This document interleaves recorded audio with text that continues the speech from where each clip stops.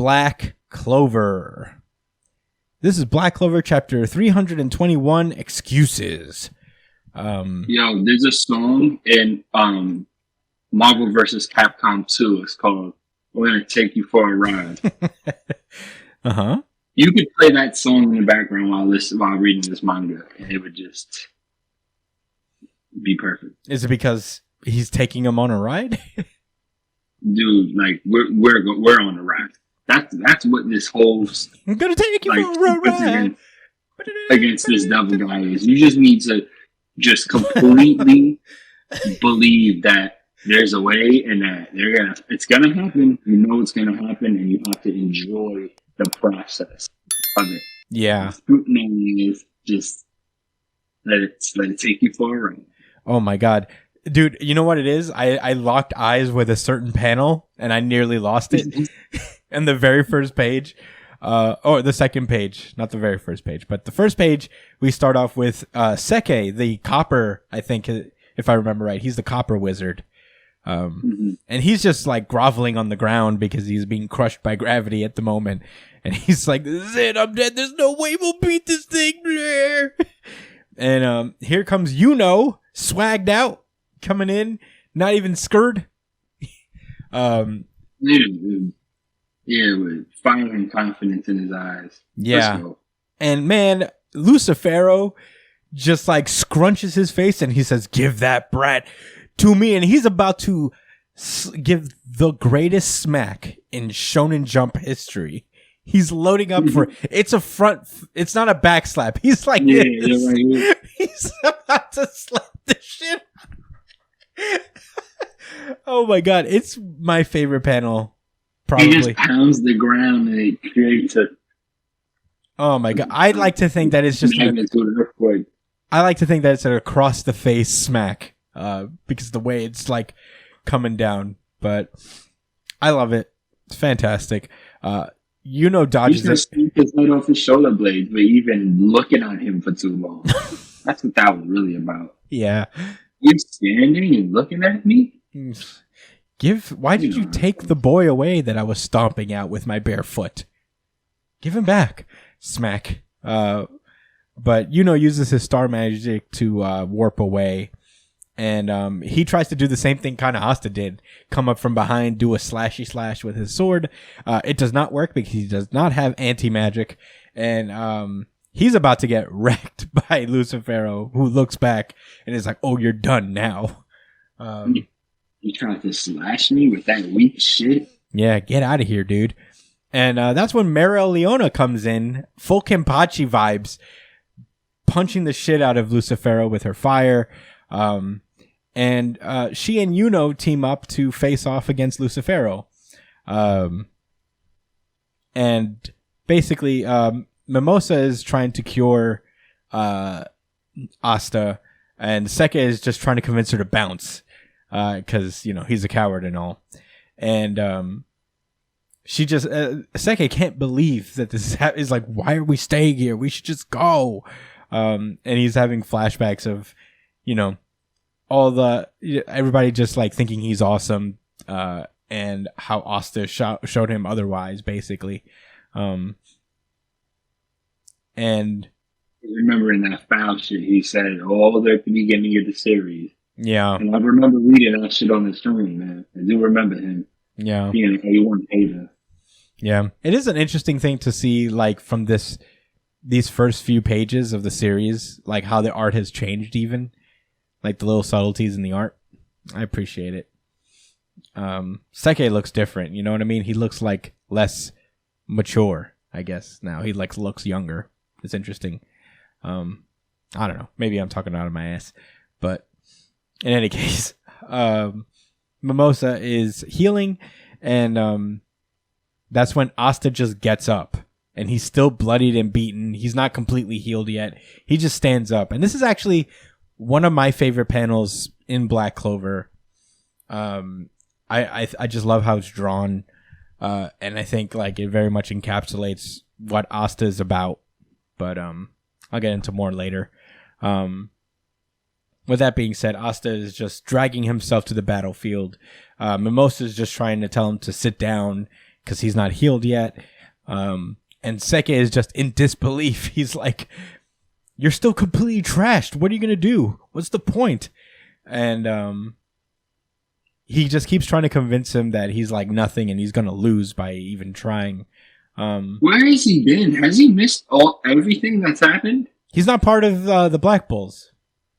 I get it, but like, wasn't the kingdom attacked and then a devil was there and Asta beat that guy? You know, remember that? Yeah, I don't know if he was there for that. I think he's just been chilling with the king the whole time. So I don't know how much he knows about Asta's exploits. And he sees Asta like struggling off to the battlefield, and he thinks about all the times that he slacked off in his life, you know. And he thinks to himself, "Why didn't I get stronger?" And as he sees Asta going off, and he says, "Like you," big full page spread of Asta just still beaten up and on his way to battle. And that's where the chapter ends. Yeah, so let's throw it over to thoughts. Josh, what did you think about this chapter? It was surprisingly deep for the series. I know I talked a lot of shit about this, like being like us going on a ride. I guess I was making that a commentary of just like how I've been enjoying this final fight, like in general. But man, just reflecting on this character, I think this was very real because, you know, we're not all shonen protagonists.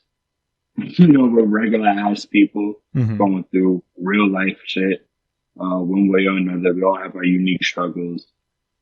And man, it was relatable because I think no matter how successful you think you are or you think you aren't, you could always look back and think, damn, I could have did more. And, you know, seeing this guy, he fucked around. You know what I'm saying? That's the gist of it. He fucked around, thought he was cool, and now this time has passed, some real shit's going down, and he's seen other people put in effort and try and look at where they're at.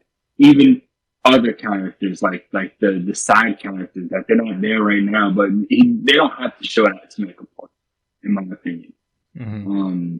So I thought low key, this was, I guess, really good writing and timing. I don't know, I'm kind of jaded when I know like a series is ending and then they have all of this extra dialogue that's supposed to be emotional. Sometimes it kind of feels forced. This didn't feel forced at all, man. This wasn't like a redemption for the character. That was just him coming to gripes to something real, because he's just been playing around. Life has been like a joke for him. And it's almost like a wake-up call. Maybe that's what it is. Maybe this is a wake-up call for a lot of people, for us, for others reading. And not to be negative, not to say like, oh, you are wasting your time. It's just, you know, you can take grasp of your life at any point. You know, don't let it slide by. You know what I'm saying? And I don't know. You could also say that it's not really good to compare yourself to others, but I don't think it's about Asta being better than him. It's about seeing someone that came from where he came from, and damn, like what if I had tried as hard as him? You know, with the head start I had and the magical talent I had, he could have been using his magic instead of transporting over terrain. He could have been transported into different fucking universes or something, you know, a different path. He could have had a spaceship spell that would have took them to another planet, and these devils would have came out like, oh, where's everybody at? You know what I'm saying? Yeah. It was really deep for a Black Clover chapter. Yeah. For me, anyway. Yeah.